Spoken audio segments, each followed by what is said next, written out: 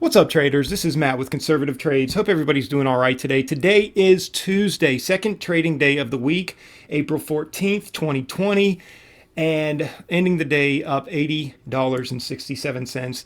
And really not that much after fees and commissions, although I did not trade a ton today. You can see here, I mean, we're probably looking at maybe, I don't know, 30 tickets, 32 tickets maybe, 34 tickets max probably. But anyway, and when you trade with small share size with light speed, anything under, I think it's like 222 shares ends up just being $1 that you just get charged a flat rate for $1.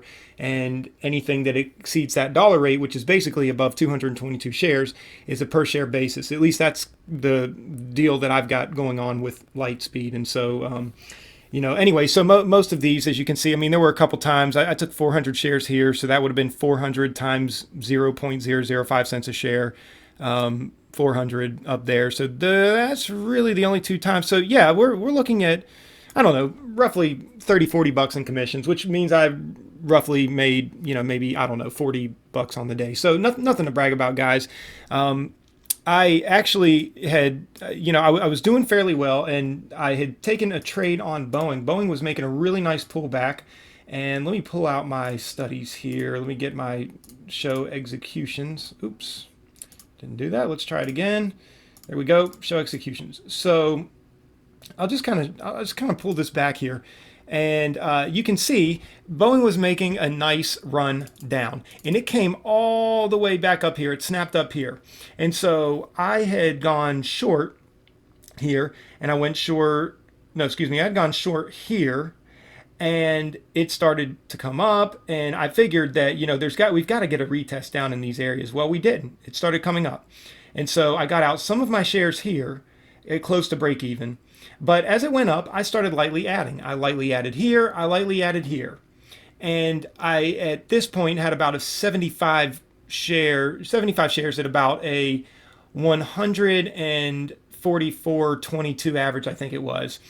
But it came up through VWAP, and I wanted to try to get another 25 shares in at 147.94. And I was even going to hopefully get to add up here, even up to 150. I was really going to try to build a position.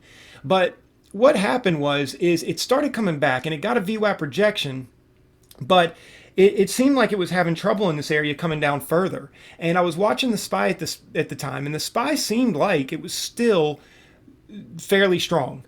And so I didn't know if we were just going to get a move all the way back down to these areas. So I went ahead and got out here and just took like a $30 loss on it. I think it was, let's see, 144.63. Yeah, is where I must have gotten out. And so basically on 75 shares took a 40-cent loss. So, I mean, not bad at all. Not bad at all. But I hate it because it did eventually end up coming down here, but I don't know that I would have wanted to sit through all this. I really was hoping that we were going to get this nice solid run up, that I could bring my average all the way up to kind of like this area right here, and that we would get a nice slam down eventually throughout the day, and I'd be able to take a pretty sizable profit on maybe 150 to 200 shares. I was really trying to build that position, and it just did not give me the opportunity. And again, I got nervous around here, so I went ahead and got out. But other than that, today, as you can see, the trades have been pretty good, and ROKU was probably the best trade. Now, here's the thing, guys. And this is kind of a good lesson that a lot of us can probably take. I had ROKU. I mean, you can even see I had ROKU at the very top of my list, but I started trading AMD first, and I kept waiting for a breakdown. I kept waiting for a breakdown. We were so far extended, and it looked like the SPY was a little weak, or it looked like, AMD was a little weak during pre-market. SPY was making a complete run up during pre-market, and AMD just kept struggling to break these levels. And so when the bell opened, SPY looked like it was starting to dip, and AMD looked like it was about to start coming down. Well, as you can see here, I had to quickly get out. And it came up here, and it kind of looked like it was going to close or start the next candle under VWAP. I tried to give it another shot, and then I got out as it started breaking through those levels there. And I really didn't trade AMD again until later here in the day. I took a quick scalp to the short side and just made a little bit of money there. Nothing really to brag about. But going back to my original point is, here I was on AMD, but it wasn't even my number one on the day. My number one on the day was ROKU. and I was looking at Roku and how far overextended Roku was, and Roku was kind of going off on some similar news as what Disney Plus was going off of last week. And so, just heavy subscribership.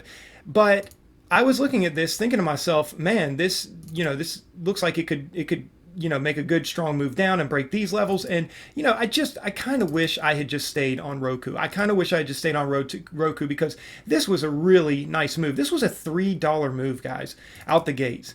And then it popped all the way back up and it was just whippy action here. And so I probably would have stayed out of it after seeing that big green candle. But off of this initial move, I mean, this is a perfect setup for a short bias trader like me. You get the break of the pre-market lows, and you just see a massive profit taken sell off at the beginning of the market open. And again, we're looking at a $3 move here, and really almost $4 move, So $3.50 at best.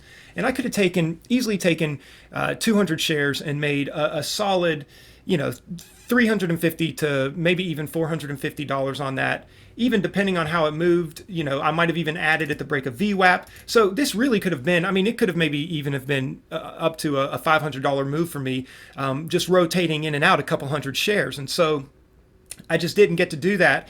And again, I was paying attention to AMD. I was trying to catch a move on AMD. But you know what? Roku was my number one on the watch list. And so it's just a lesson learned. It's a lesson learned because my day could have been done right here on this one move right here. My day could have been completely done and over with. And I might have even been able to hold 300 shares at one point through some of that move. So it could have been a really nice day right there at the onset. But it's okay, guys. Today is fine. We're still ending the day in green. Green is good. And honestly, pretty much traded only for a couple hours. I sat in the live stream for a couple hours. I scalped a few here and there, but really you can see, just messed around with 4 stocks. And again, we're ending the day up, still probably close to 40, maybe even close to $50 after fees and commissions. So not bad at all. But anyway, hope you guys had a wonderful day. Looking forward to seeing you guys tomorrow. Have a good evening. Take care.